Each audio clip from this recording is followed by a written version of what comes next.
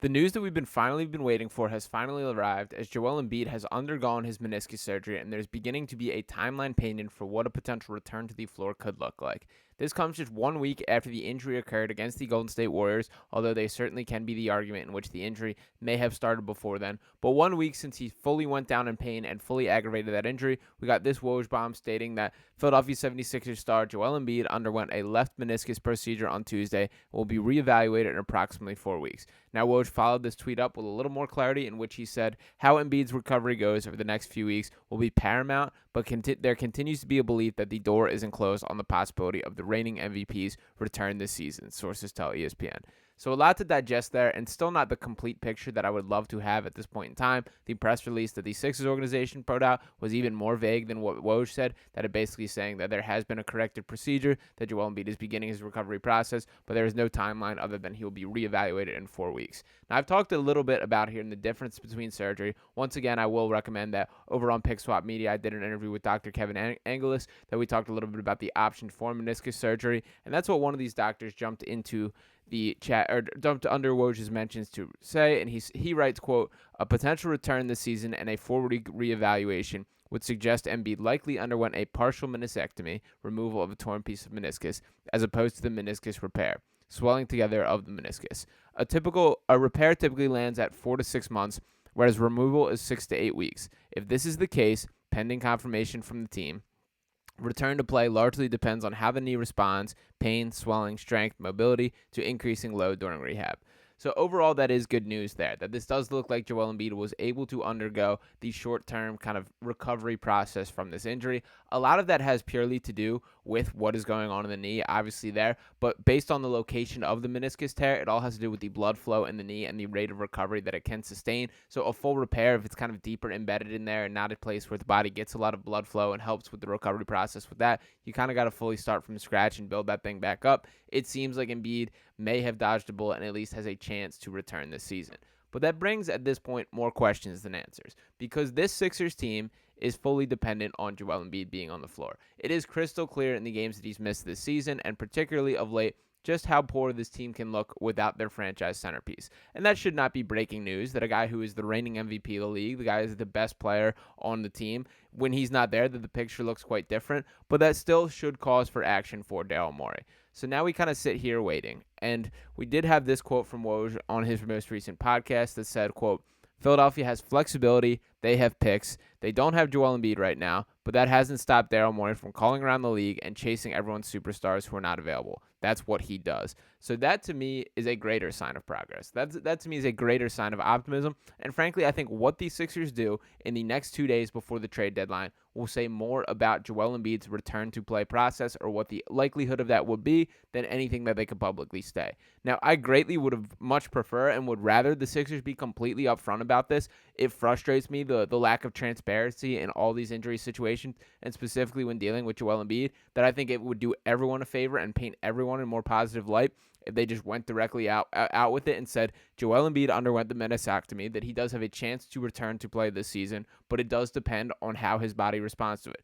That is completely fair. That is completely logical. And by the way, dating back before he actually had the surgery, if you had discussed those options, rather than leaving all this uncertainty on the table, this room for speculation from people, if you had just stated, Joel Embiid likely needs surgery, we are gathering information and figuring out the best route to his recovery for the short and long term, and you're going to make a decision based on that. If they had done that rather than just leaving the empty airspace or sending out these kind of cryptic conversations and reports about what's going on in the knee, all these things, I think everyone's lives, including mine, would be much easier as far as covering this team, reacting, and just painting the team in a better organizational light. That I think it's a poor look from a franchise when there is this lack of transparency, because it feels like there's something up, and maybe there is. Who knows with that? But the bottom line is this is good news to me, that it does seem like Morey is still shopping. And frankly, whether or not Joel Embiid returns to the floor, the Sixers have to do something. Because even at this point in time, based on where we are in the season, they're now 11 games or maybe 10 games above 500 at this point in time.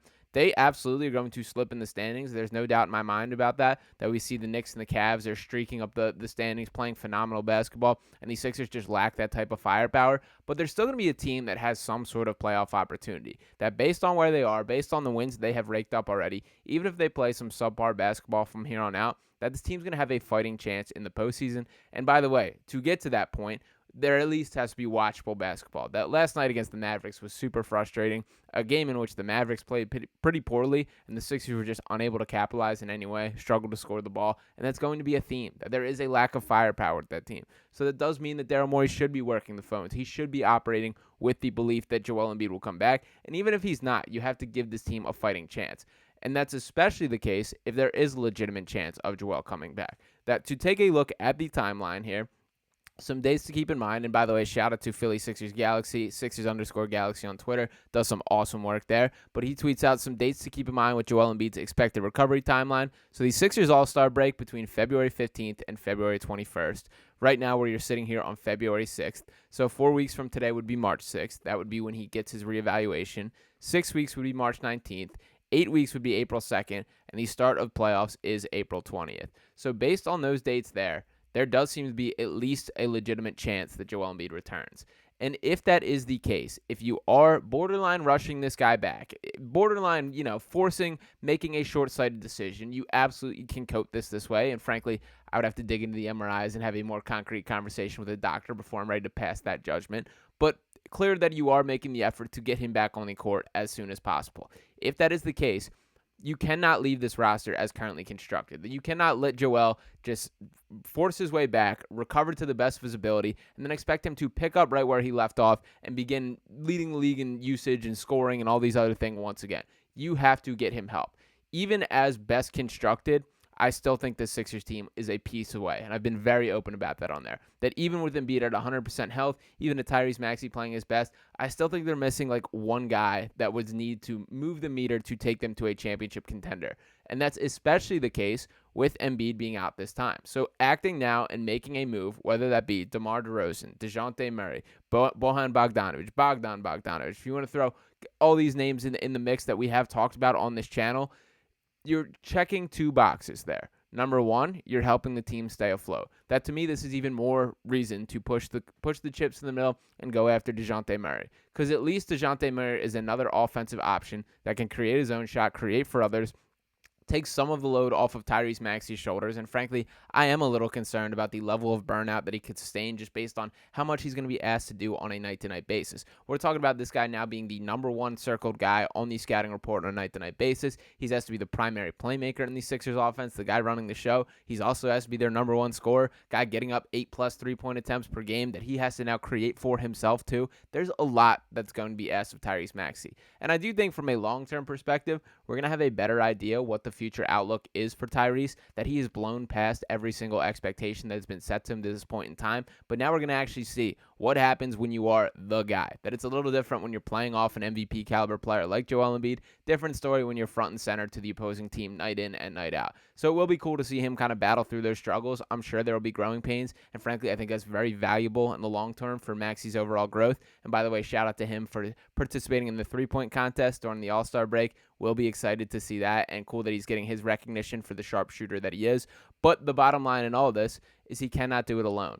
And while I have a ton of belief in him as a player and do believe that he will rise to the occasions more often than not than this, all is lost if you're just waiting for Joel Embiid to return and try and carry this team on a full playoff run.